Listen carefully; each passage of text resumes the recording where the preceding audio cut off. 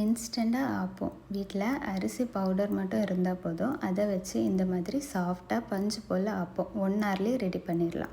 எப்படி செய்கிறதுன்னு பார்ப்போமா? இப்போ ஒரு பேனில் 2 ஸ்பூன் அளவுக்கு வறுத்த அரிசி பவுடர் எடுத்திருக்கேன்.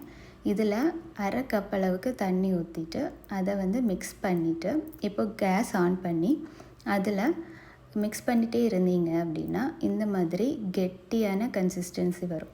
இந்த டைமில் கேஸ் ஆஃப் பண்ணி இதை ரெஸ்ட் பண்ண வச்சுட்டு இப்போ ஒரு மிக்ஸி ஜாரில் 1 கப் வறுத்த அரிசி மாவு, அரை கப் தேங்காய், 1 ஸ்பூன் சுகர், இது 1/4 ஸ்பூன் இன்ஸ்டன்ட் ஈஸ்ட், அப்புறம் தேவைக்கேற்ற மாதிரி சால்ட் ஆட் பண்ணிவிட்டு இப்போ நம்ம ஃபஸ்ட்டு மிக்ஸ் வேக வச்சு வச்சுருந்தோம்ல அரிசி மாவு, அதை போட்டுட்டு தேவைக்கேற்ற மாதிரி தண்ணி ஊற்றி இதை அரைச்சி ஒரு பவுலில் ட்ரான்ஸ்ஃபர் பண்ணி அதை 1 ஹவருக்கு ரெஸ்ட் பண்ண வச்சுருங்க.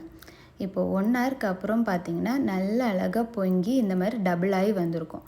இப்போது இதை மிக்ஸ் பண்ணிவிட்டு தேவைப்பட்டால் சால்ட் மட்டும் எக்ஸ்ட்ரா தேவைப்பட்டால் ஆட் பண்ணிக்கோங்க. இப்போ ஆப்பச்சட்டியை சூடாக்கி அதில் இந்த மாவை ஊற்றி சுட்டு எடுத்தீங்க அப்படின்னா அழகாக பஞ்சு மாதிரி உங்களுக்கும் இன்ஸ்டண்ட்டாக ஆப்பம் ரெடி ஆகிடுச்சு.